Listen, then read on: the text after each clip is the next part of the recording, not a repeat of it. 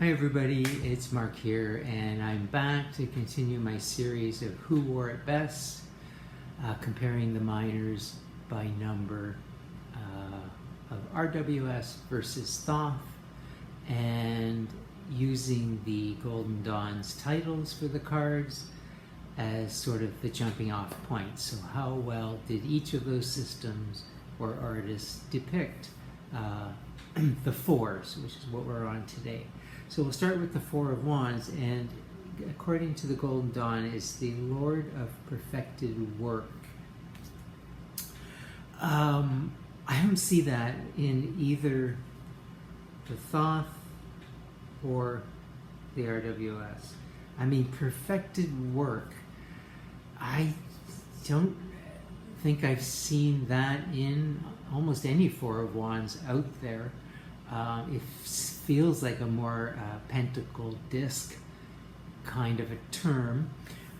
We do know that Crowley changed it to a keyword of completion, so that I can see more in the cards. But I think what's really interesting is this is the Venus in Aries decan, and Venus is the Empress card, and Aries is the Emperor card. So in a way, the Four of Wands is the marriage of the Emperor and the Empress. So that's a form of completion, and I don't know if it's perfected work, but you can see that that is definitely a marriage scenario here that Pamela was going for. So she obviously knew about the Emperor Empress getting hitched, meaning behind the card. So in that regard, if we disregard perfected work, because I just don't see that translating anywhere, this is a good Emperor Empress wedding. And this, where we see Venus and Aries right on the card, which is helpful. We have the ram for Aries, we have the dove for Venus, and they're creating sort of a sacred circle here between them, a positive dynamic between them. This is my sacred circle card when it comes up, so it's like maybe a meetup group that you really like and you like the people in, and that's maybe a metaphysical physical bent to the group because it is wands, which can be intuitive. So I like them both. I find this one has more flexibility. Like I said, it could be a sacred circle. To me, this is like coming together. This could be like a rock band with Venus and Aries and all that wand energy and the bandmates, the setup and whatever. So I can go more places with this. This one, you're sort of stuck with a celebration or a wedding. But I do think it's good, and so I'm going to say it's a tie for those two. All right, so let's move on to the cups. Now, the Four of Cups is an interesting phrase, the Lord of Blended Pleasure. And I was actually born under this decan, the 10 days that this occurs in the year. So I know this Four of Cups very well. Blended pleasure, that's an unusual kind of term, but what they were getting at is things are good, you've got what you need, but somehow the juice is starting to go out of it. Crowley said it's like being in a nice warm bath and it's slowly getting cooler. My thing is like you're chewing gum and the flavor's starting to go, but hey, you're still chewing gum and you can afford gum or whatever. So it's like it's good, but it's fading kind of a deal. Or it's too stuck because they're fours. So this, of course, Lord of Blended Pleasure, it's quite clear by the look on his face. He's like got all this. He's being offered more and it's still not enough. So he's being a bit of a brat. So like I said, this is my decan, and so I really do practice gratitude anytime something happens that is good or goes the way I felt it should or would or hoped it would.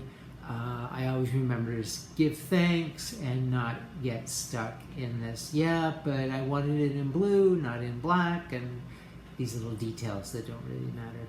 So I do like this as a blended pleasure card. So Crowley's and Lady Frida Harris, of course, who's the artist. Crowley basically is engaged with the keyword. She's more with the art. He changed it to luxury, and that used to throw me because luxury does not mean having things, and again, more pentacly, more disky. But having thought about the card and the Lord of Blended Pleasure and having a lot and it not being good enough or whatever, I feel like this, and it's a moon in Cancer card, so it's very emotional, so that's why there's so much emotion going on in general, or lack thereof. It's like you have the luxury, you've got all this stuff, you've got to support people that are supporting you emotionally, you have the luxury of being dissatisfied because, you've got it there. So, you can start taking things and people for granted. So that's something to watch out for when these cards come up in readings and that type of thing. So here we get, lovely golden cups filled with water, a pink lotus at the top. It's all good, but yeah, what maybe was a summer day is now starting to gray and clouds are forming. So it really gets that slow dissatisfaction happening. There's no more water. There's water pouring here to here, but then it stops. It's not filling the ocean. It's just kind of stops. And then that's all you get. And is all you get enough, etc., etc. So you can see I can get a lot just by looking at this card, even though it doesn't look like much.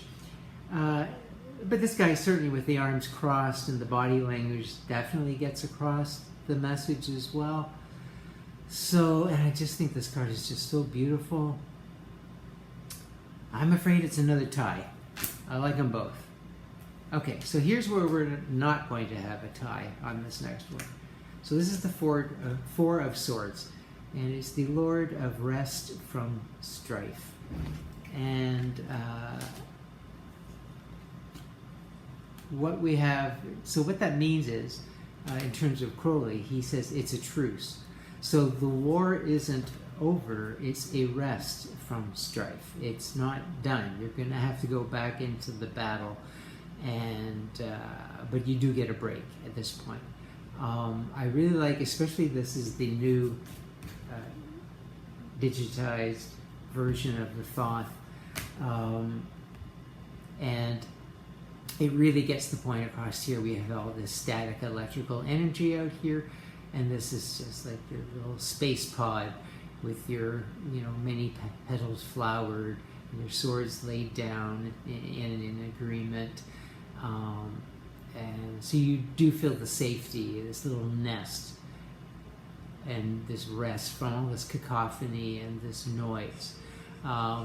Another thing I think about when I think of the Four of Swords is I think of music, because swords are air, it's sounds we make, and we could be yelling and we could be off key and all that sort of stuff, but in here you're singing on key, you're writing music. I find this card often is a decan of people who are musicians, involved in music in some way, and it's a decan that comes under the Prince of Cups, which feels like a musician kind of a card. Anyway, that's a bit of a tangent, but that's how I see this rest from strife very clearly here.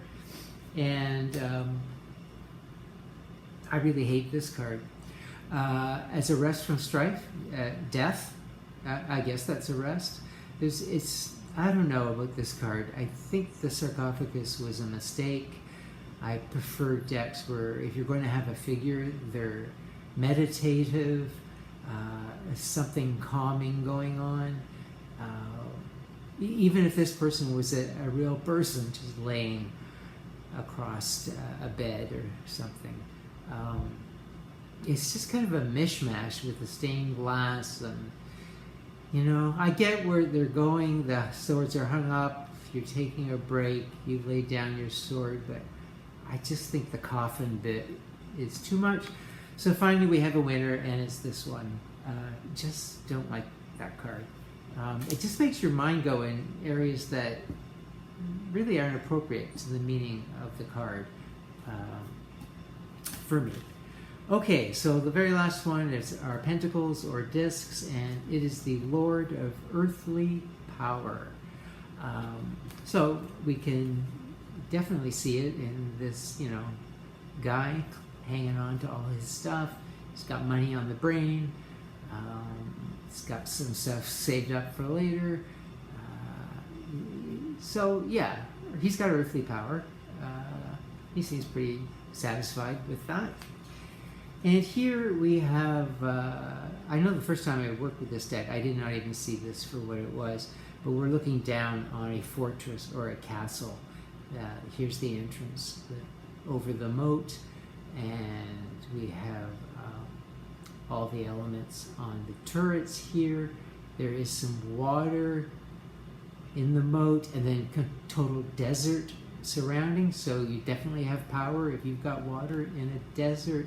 And of course, just the fortress vibe is earthly power. But it's an image that kind of lays there a little bit for me. And I think this one gets it across a little better. I actually like the way she did this card. I think it's really, really great the way she's positioned all four pentacles here. So I'm going to give the win to RWS. And so what we've had is 2 Thoth win. No, let me see. 2 ties, 1 RWS, and 1 Thoth win. So I will leave you with that. See you next time. Bye.